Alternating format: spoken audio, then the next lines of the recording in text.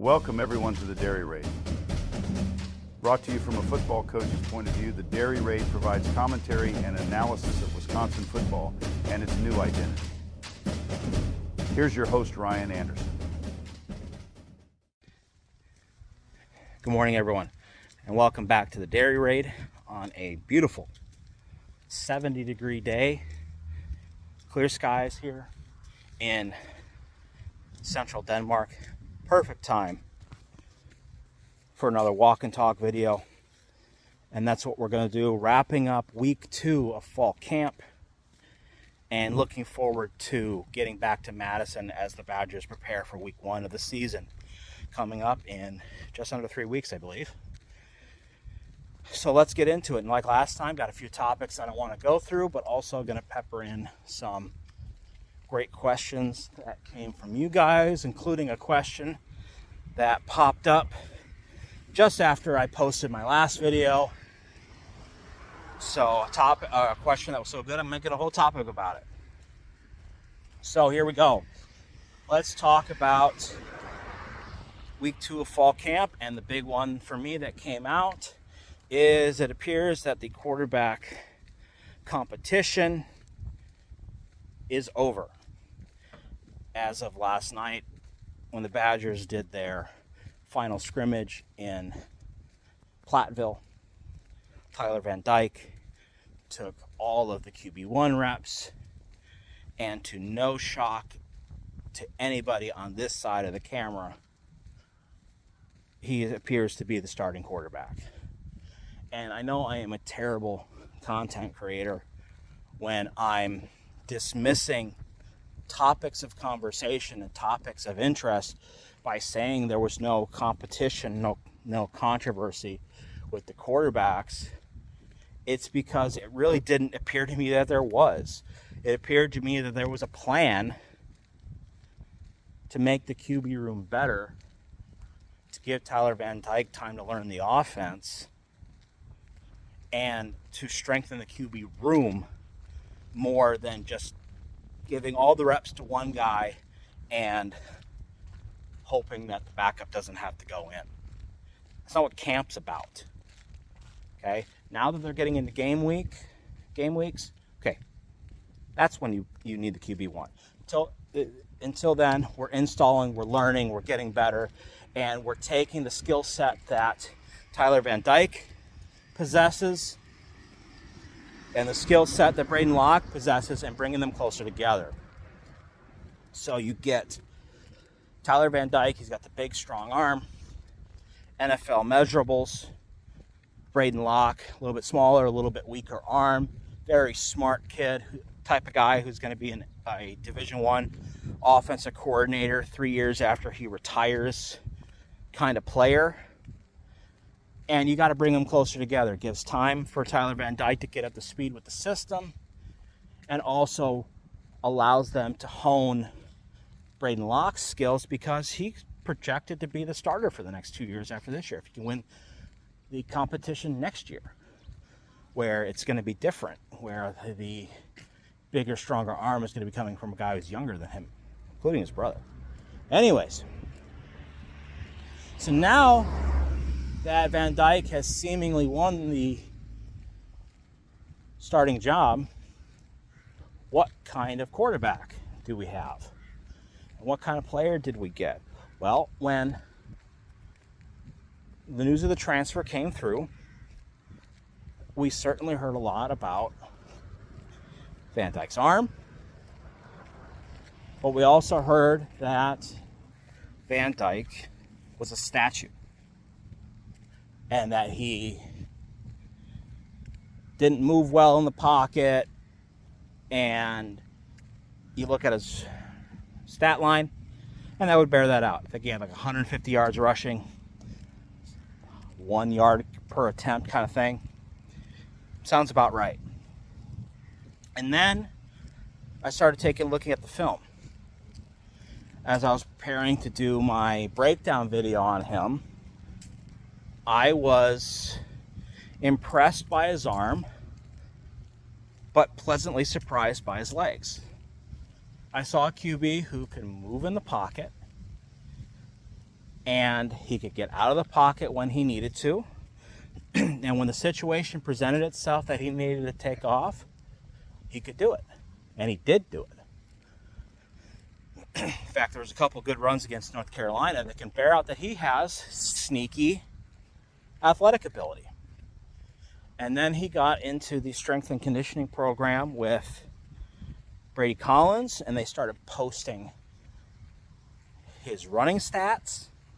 And it's like, he's up there running with players on the roster that he shouldn't be running with. And you get surprised. And then you hear, especially at fall camp, where it seemed like every practice he had a signature run, is a too cliche way to say it, but he picked a right situation to pull the ball, and he broke off a big run.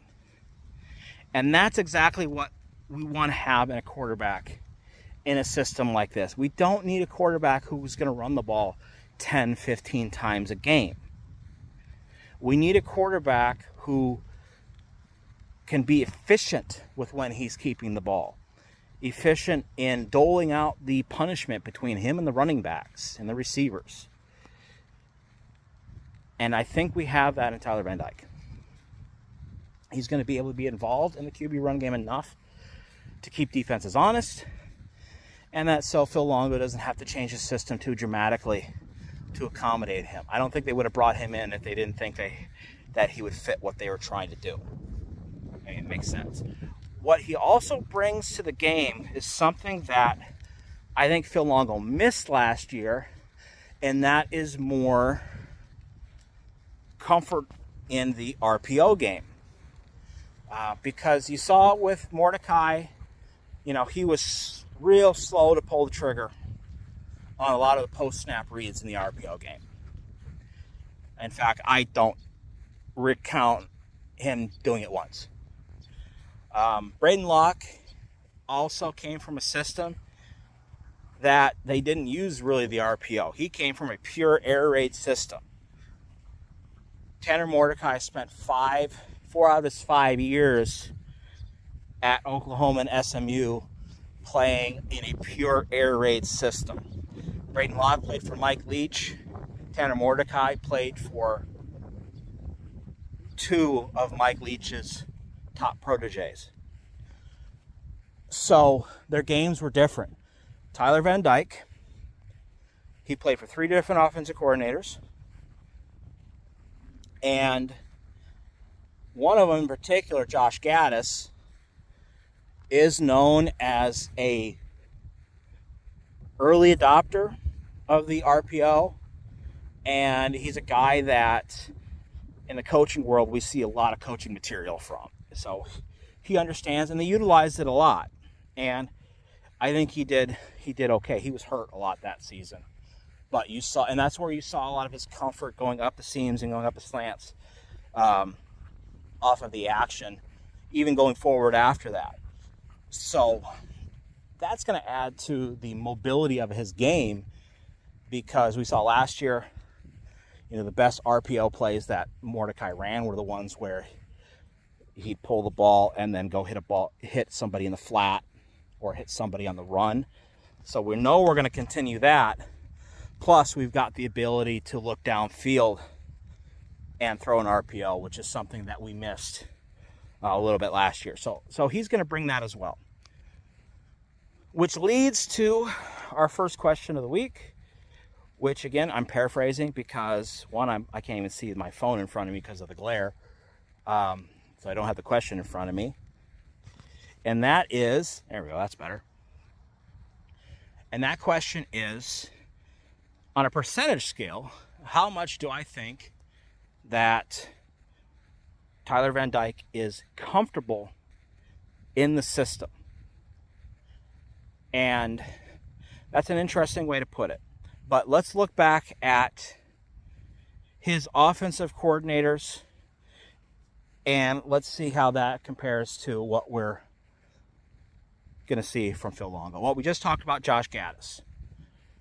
With Josh Gaddis, and that was his offensive coordinator 2 years ago, you get the RPO game. You get the play action game. And so he's comfortable there. Year one as a starter at Miami, he had Rhett Lashlee, who is a Gus Malzahn protege. So with him, he learned tempo. He learned getting in and out of the huddle. I mean, they didn't run, getting the offense up and running and moving around a lot. Motion, movement. And then last season was Shannon Dawson. Shannon Dawson is another direct descendant of Mike Leach, or of the air raid offense in general, sorry. He coached and played. He coached with Hal Mumme. He played for and coached with Dana Holgerson. So he comes from very strong air raid lineage. When you take that air raid lineage and you combine it with everything else, I think everything that we're doing at Wisconsin right now, TVD has done on repeat at least one season over the last 3 years. The thing that's going to take time for him is getting used to his new teammates, but also getting used to different terminology, etc. So on a comfortability scale, I bet you he's a 75. He probably came in like a 65, 70, 75. By the time we get to the season, he'll be 100. I mean, I think a playbook. He knows the playbook. He knows all that. He got that done in spring ball. So in terms of a terminology and a schematic point of view, he's right up there. In terms of knowing his teammates, a lot of that's going to come down to him, them solidifying the ones and solidifying the game packages. So he's where he should be. I don't think he's going to be lost. I don't think anything he's done this year so far is going to be new to him. It's just going to be new terminology that he needs to learn, new cadences, etc. So on a comfortability scale, I think he's going to be fine. Okay, so moving on. Let's talk about the running backs. And in particular, let's talk about the young running backs. And we heard from Luke Fickell last night as they wrapped up the scrimmage that the future for the running back room is bright. And all spring and fall, we've been hearing about that. The spring, it was getting Natuka's time to get some reps. And so far the fall camp, we've been hearing a lot about Darian Dupree. We've been hearing about Dylan Jones and their dynamic playmaking ability, which is what gets a kid recruited and what gets us as fans excited, because that's what shows up for us on highlight films is the big runs and the catches and the moves, and you know what I'm talking about, right? But what gets kids playing time is stuff like that I saw this week, and I believe it's from the camp podcast with Zach Hallerman and Jesse Temple. Their YouTube channel showed some clips, and if I can find it, I'll link it here. Showing some clips of the running backs taking pass protection reps in one-on-ones against look like linebackers. And I have to say, I was pleasantly surprised by the fundamentals shown by both Jones, but especially Dupree in pass protection.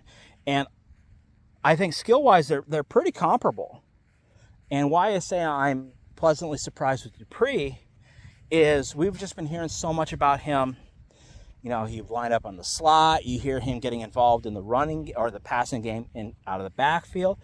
We didn't hear much about him as a pass protector.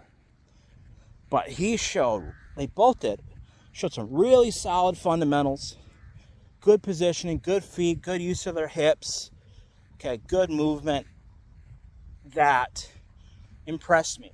And it's stuff like that is going to get them more playing time, because it's going to be less about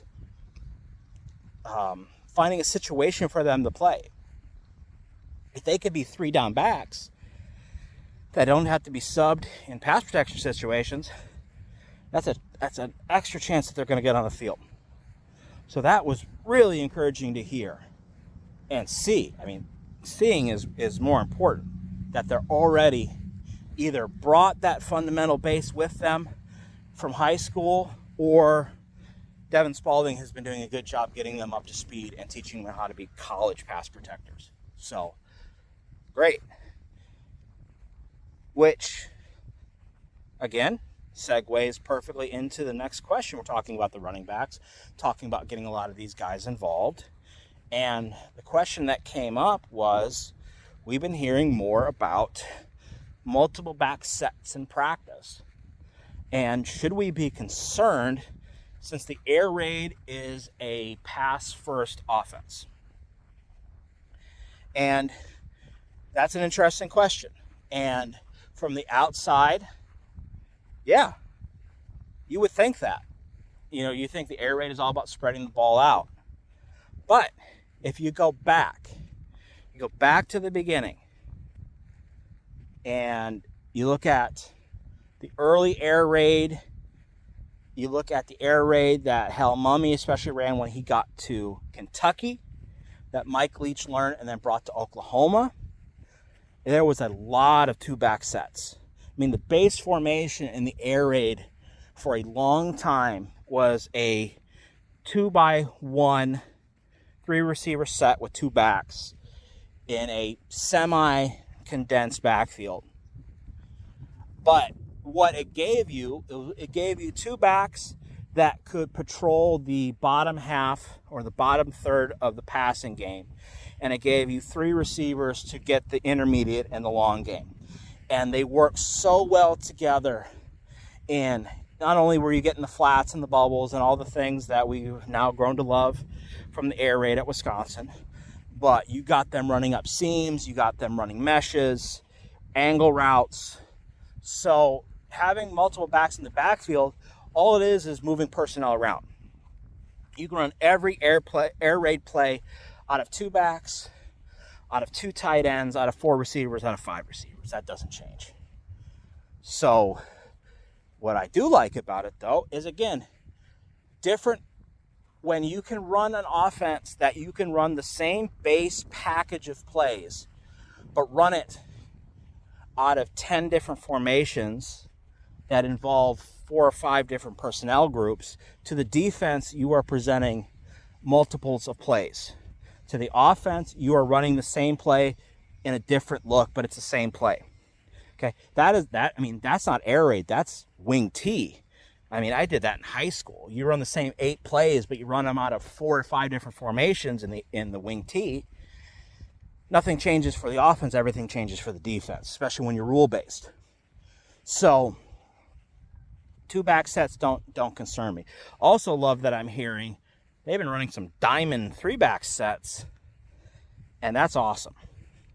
I like that they're getting creative. I like that they're getting, stuff like that could be worked in goal line sets, but more also, those kind of sets are great to catch defenses off guard in play action game in the RPO game.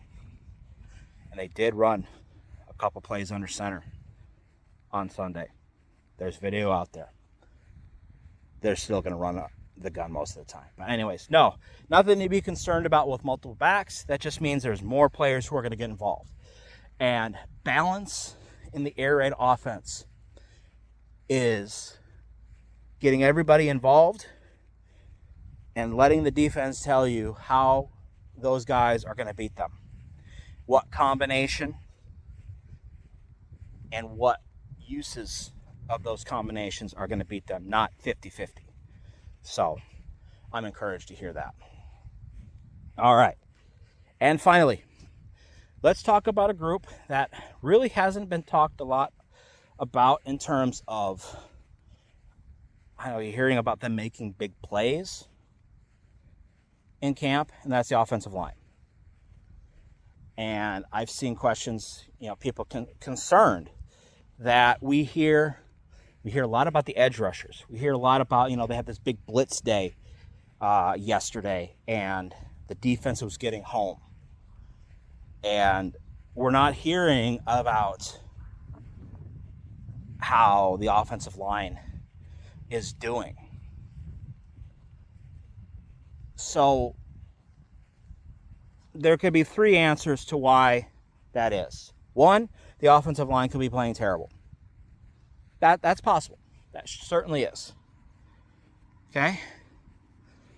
But for a lot of people who know football, for me as a coach, everything goes through the offensive line. So if you hear about Tyree Walker busting off a big play, the offensive line had something to do with that. When you hear about them chucking a deep ball downfield, the offensive line had something to do about that. Tyler Van Dyke busts off a big run on a great read. That means the blocking scheme was there enough that it set the defense with the blocking scheme and open up the run. That's a good thing. What we're not hearing about is bad snaps. What we're not hearing about, we're not hearing about them struggle. We hear about players making plays, but we're not hearing, Raleigh Mullman is struggling. Jack Nelson is struggling. So, while I don't know the state of the offensive line room because I haven't seen it, the fact that the media has not pounced on them making mistakes in the things that they've seen, and that we've heard the offense making plays, that's a good sign. Or it's a sign that we can relax a little bit and we don't have to get too antsy that the offensive line is not performing. We'll see how it goes. We should be encouraged by what you're hearing, not by what you're not hearing. So be encouraged that the blitzes are getting home, that the linebackers are going to be a problem, that we have edge rushers this year, that our running backs are making big plays, that our passing game is getting a little bit more vertical, and they're giving the quarterback time to throw the ball. Be excited that we're not hearing about bad snaps. That's what we should be worrying about. I think last year made us Badger fans very cynical. And I'm on there too. I'm trying not to get excited. But I'm also trying not to find fault in everything that we're hearing and not hearing at the same time. So we'll worry about the offensive line when it becomes an issue. Again, the offensive line room had to be completely remade. There's a reason why they have brought in 10 recruits over the last 2 cycles. There's a reason it had to be done. So results are what we should expect. And that's what it is. So there we are. So I think their time in Platteville has been productive.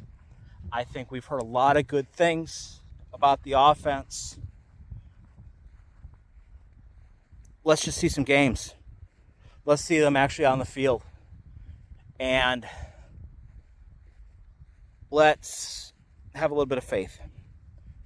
Okay? Let's be excited about our team. I don't want to be that fatalistic type fan who my whole purpose as being a fan is to bitch about how awful it is to be a fan and how awful my team is.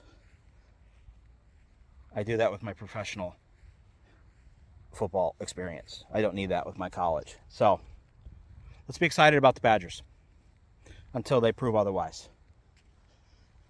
All right, I think I've talked enough. You guys have no idea how long it took me to get this recorded. I've been out here for like 2 hours because today's the first day of school and everybody who's not at school is out running and mowing their lawn, and trying to find some peace and quiet has been tough. But we did it. We knocked this out. And now we're back to Madison.